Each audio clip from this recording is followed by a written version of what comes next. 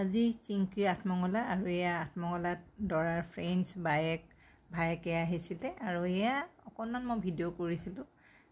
তাইক কাষতে বহাই লৈ ফ্ৰেণ্ডছখিনিয়ে বহুত বেছি ফূৰ্তি কৰি আছে আৰু দৰাৰ হতুৱাই খাবলৈ দিছে, কিবা কৰিছে। আৰু এয়া হৈছে দৰাৰ বায়েক আৰু সেয়া আৰু মানে বন্ধু বায়েক এইখিনিয়ে আহিছে। এনেও আঠমঙলাত ডাঙৰসকল নাহে আৰু দেখিছেনে খাবলৈ এৰি পূৰা ফটো ভিডিঅ' কৰাতে ব্যস্ত। সিহঁতে মানে বহুত জোকাই আছে আৰু সিহঁত দুটাক।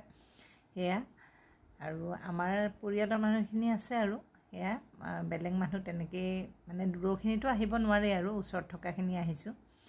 আৰু সকলোৱে মিলি জুলি এয়া ৰান্ধি বাঢ়ি আঠখন খুৱাইছোঁ আৰু যিহেতু আমাৰ এয়া পৰম্পৰাগত নিয়ম, গতিকে এইখিনিতো কৰিবই লাগিব। আৰু আমাৰ এইফালে কইনাৰ ৰিচিপশ্যনৰ পিছতো মাকৰ ঘৰলৈ লৈ অনা হয়, আঠমঙলাৰ দিনাহে একেবাৰে পঠিয়ায়। গতিকে আজি সকলোৱে এই মুহূৰ্তত ফূৰ্তি কৰি আছোঁ যদিও মনবোৰ সকলোৰে গধুৰ হৈ আছে, কাৰণ আজি একেবাৰে তাই দৰা ঘৰলৈ যাবগৈ।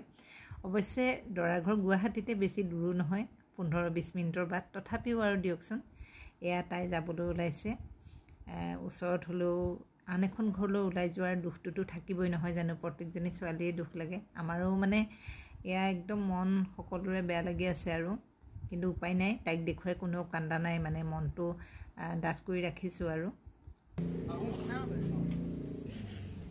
সকলোৰে মুখত মাতেই নাই, মানে এনেকুৱা হৈ আছে আৰু তাইও কান্দিছে।